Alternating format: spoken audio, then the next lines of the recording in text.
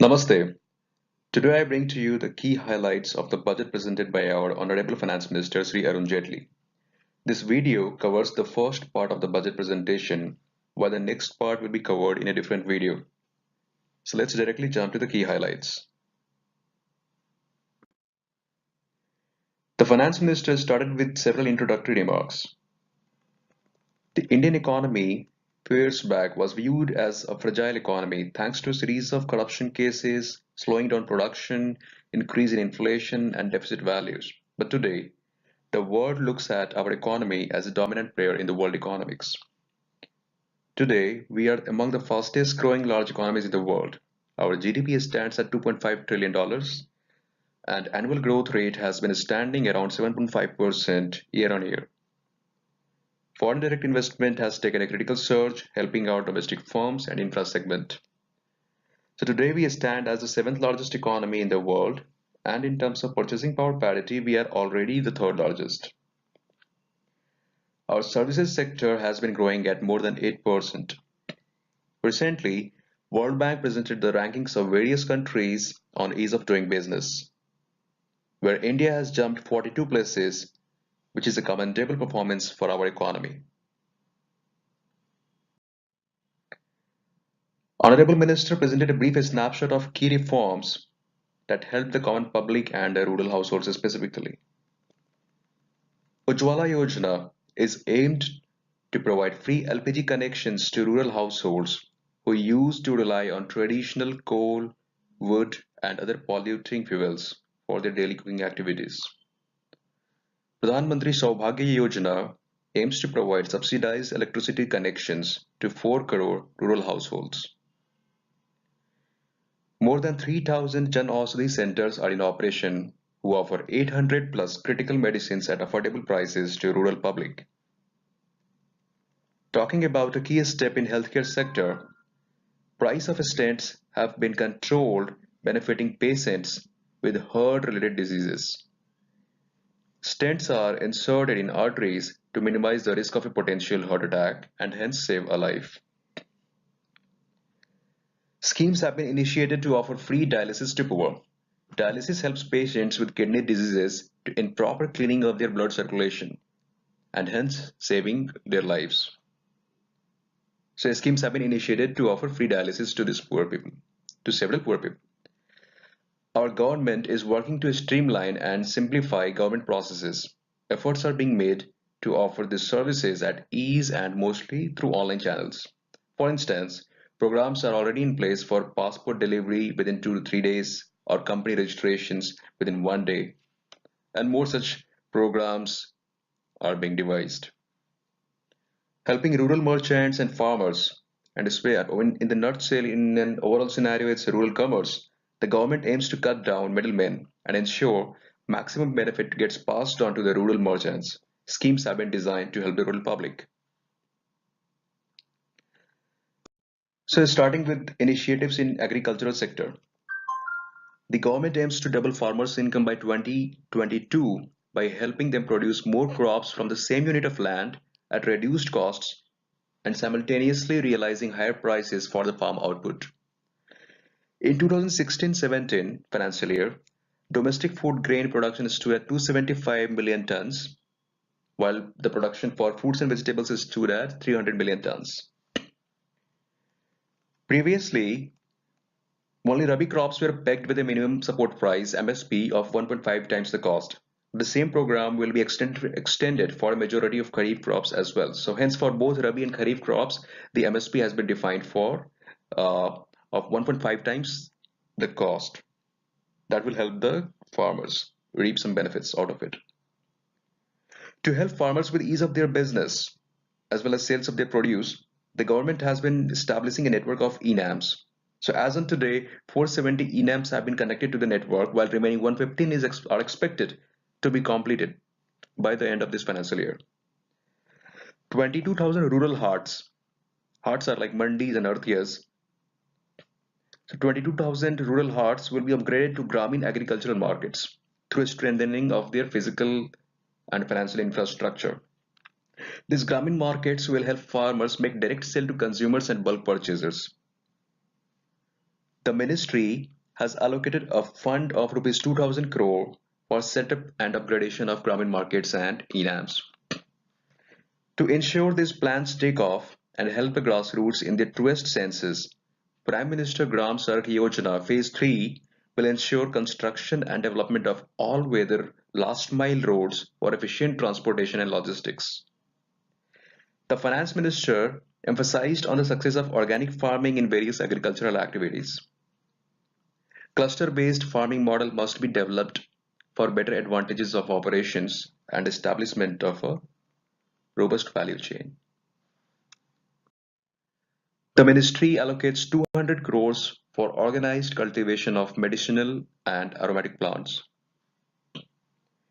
Food processing has been growing at 8% recently.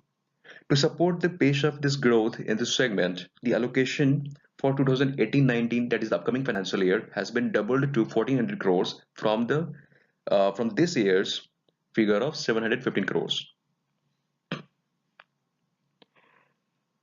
The minister launched a program called Operations Greens with an allocation of a fund of 500 crores, which will help empower farmer producer organizations, agri-logistic units, and processing facilities. So in a way, it's a nutshell package for rural logistical and commercial buildup. Exports in agri sector holds a tremendous potential of almost $100 billion, while we are standing roughly at 30% of that figure. To boost exports in this segment, the regulatory steps will be liberalized as suggested by the finance minister, and the government aims to set up state-of-the-art testing facilities at 24 mega food parks. Considering bamboo as a green gold and driving its production recently and suggesting it to be one of the critical elements for our agricultural produce, so almost 1300 crores of funds have been allocated for the upgradation of this particular sector. The minister also suggested setup of two funds for which he has allocated 10,000 crore of funds.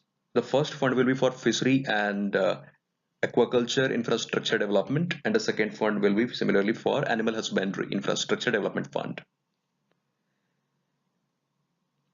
So while the institutional credit access in this agricultural sector stood at 8.5 lakh crores in 2014-15, now for the next financial year, this figure will be 11 lakh crores.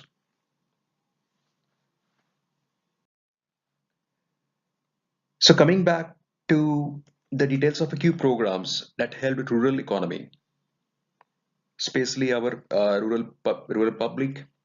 So to start with the Ujjwala scheme, Pradhan Mantri Ujjwala Yojana. So 8 crore households have been targeted to receive benefits of this free LPG connections, mostly rural women who used to rely primarily on wood, coal, and traditional fuels. So under Pradhan Mantri Saubhagya scheme, Saubhagya Yojana for rural electrification, the government is spending 16,000 crores, which is supposed to help 4 crore households with the electrification program. The most popular Swachh Bharat Abhiyan. So under this particular mission, so 6 crore toilets have been constructed to bring public hygiene and safety to rural women. And the government targets 2 crore additional toilets to be constructed in the next financial year. Under Pradhan Mantri Awas Yojana, plans have been initiated to construct 1 crore plus houses for poor people in a rural ecosystem. And in the urban ecosystem, the government plans to construct around 37 lakh houses. Self-help groups are critical for the development and success of the rural economy. So in the previous, as compared to the previous year, this year, the credit facility, the loans facility to self-help groups has seen a significant increase of almost 37%. So for the upcoming financial year, the government aims to increase this credit facility to self-help groups to up to 75,000 crores.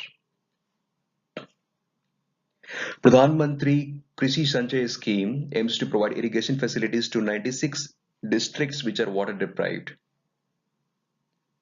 Funds of 2600 have been allocated for this purpose. Under Pradhan Mantri Jyoti Bima Yojana, 5.2 crore families will avail life insurance covered facilities up to 2 lakhs. Similarly, under Pradhan Mantri Suraksha Bima Yojana, 13.25 crore individuals are expected to benefit personal accidental cover of up to 2 lakhs by paying a premium of only rupees 12 per annum. To summarize the agri sector initiatives as suggested by the Minister of Finance in today's speech, so 14.34 lakh crores will be spent by all the ministries of government in the next financial year, which will help create employment of 321 crore man days, construction of 3.17 lakh kilometer of rural roads, construction of 51 lakh rural houses, 1.88 crore toilets, 1.75 crore new household electrification connections, in addition to other benefits that will be available through this investment. Coming to the second subject of this speech, the second topic is health, education, and social protection. The government has allocated rupees 9,975 crores to National Social Assistance Program to help families of old, widows, divyang, and deprived with social security and protection. A portal named Diksha Portal has been launched under Digital India Initiative to upgrade the skills of teachers. Because of course, it's the teachers who will teach the students, and accordingly, this will get passed on. So, upgrading the skills of teachers is critically important for upgrading our economic education infrastructure. Eklavya model residential schools will be set up in blocks with more than 50% scheduled tribe population and at least 20,000 tribal people. An investment of 1 lakh crore over 4 years will be made for the program RISE. This will be used to develop research and similar infrastructure in premier institutions like IITs, IIMs, and similar institutions. 1,200 crores of funds have been allocated to 1.5 lakh health and wellness centers under national health policy to bring healthcare benefits to the public at their doorsteps. One of the most important suggestions from the finance minister. So the National Health Protection Scheme has been designed to cover more than 10 crore households, that is almost 50 crore individuals of poor and vulnerable families with a coverage of up to 5 lakhs per family per year for secondary and tertiary care hospitalization. Tuberculosis claims maximum lives per year as compared to other diseases in our country. Hence, the government allocates 600 crores of funds to provide subsidized nutritional support to patients of tuberculosis. To sum it up, so funds earmarked for scheduled castes and scheduled tribes have grown to almost 95,000 crores for the upcoming financial, and so the overall estimated expenditure on health, education, and social protection for the next year will stand at almost 1.38 lakh crores as compared to 1.22 lakh crores for the current financial.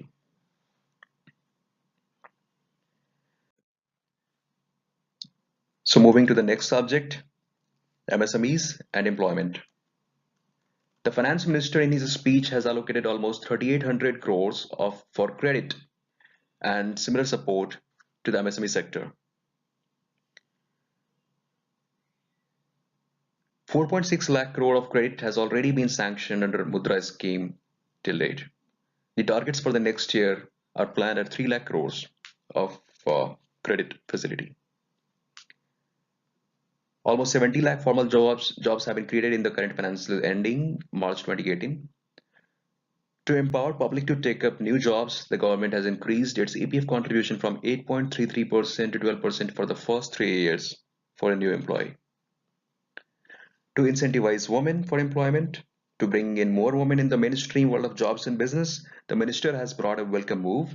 So women in new jobs need to contribute only 8% of their salary to APF as compared to previously 10% or 12%, while the company continues to contribute as per the existing norms. So there is no reduction on the contribution from the company, but the woman The newly employed woman just needs to contribute only 8% of her salary. So this will actually incentivize women to join new companies and new jobs and bring in more women in the employment sector. Given the importance of textile sector in our economy, funds of 7148 crores have been allocated to this sector. Coming to a very important subject, infrastructure and financial sector development.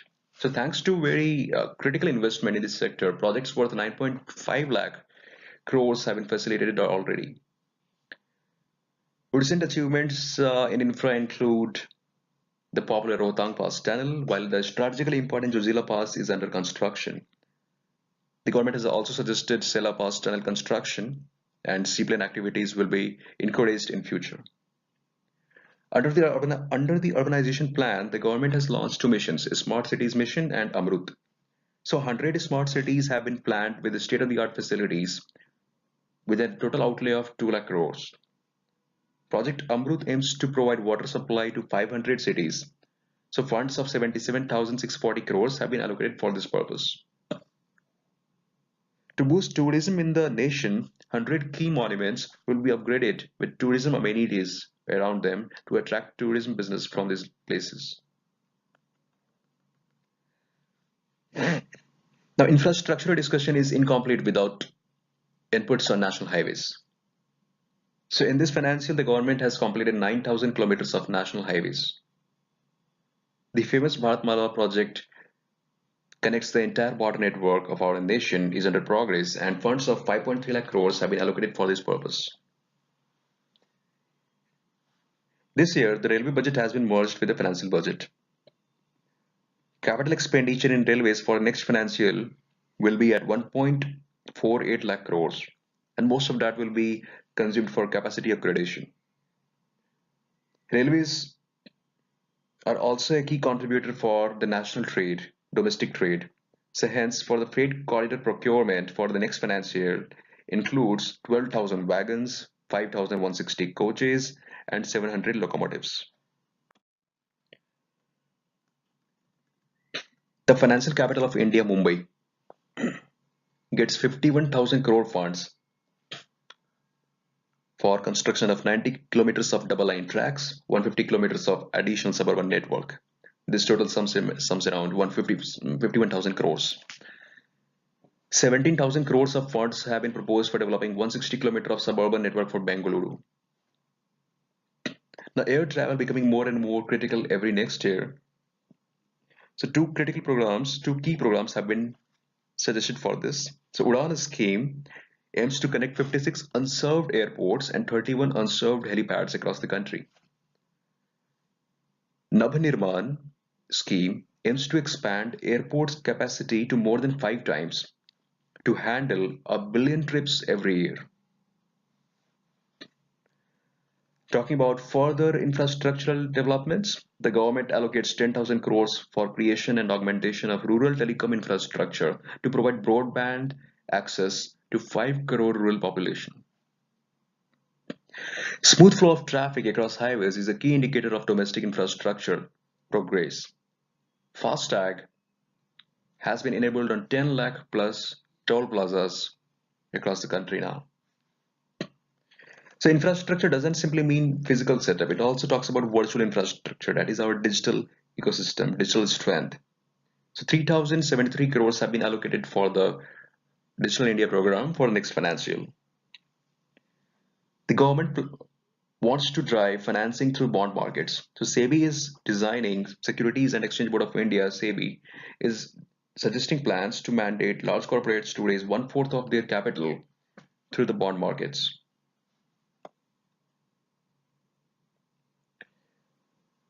So total estimated expenditure in infra and financial sector development is almost 6 lakh crores for the next financial year as compared to 5 lakh crores for the current financial year. The next topic is building institutions and improving service delivery. Private investment in the defense production segment is open now, so even private players can contribute in the production of defense equipments.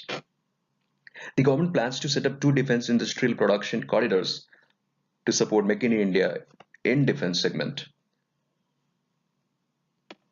Now, just the way Aadhaar aims to provide government benefits to individuals, similarly, unique IDs creation are under plans for enterprise sector of all sizes and classes.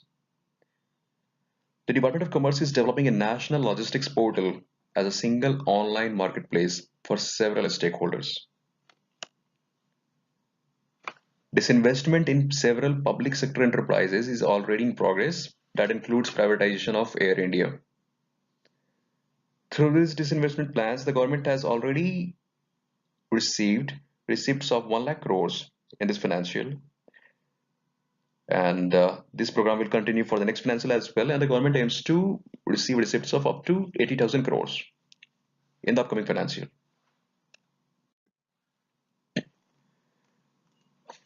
Talking things further, so outward direct investment has also been growing year on year.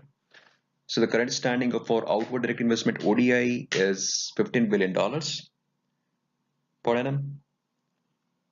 Emoluments and compensations for various government officers will be revised.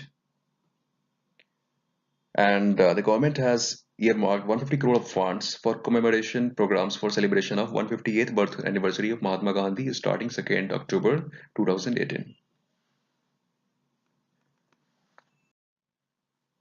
Summarizing a few inputs on fiscal management. So the fiscal expenditure for 2017-18, that is the current financial, stands at 21.57 lakh crores. The current year fiscal deficit is expected to be 3.5%. That is up almost 6 lakh crores. The projections for the next financial year will be 3.3% GDP. So this is the basic snapshot of the first part of the budget, and the part 2 will be covered in a different video. Thank you.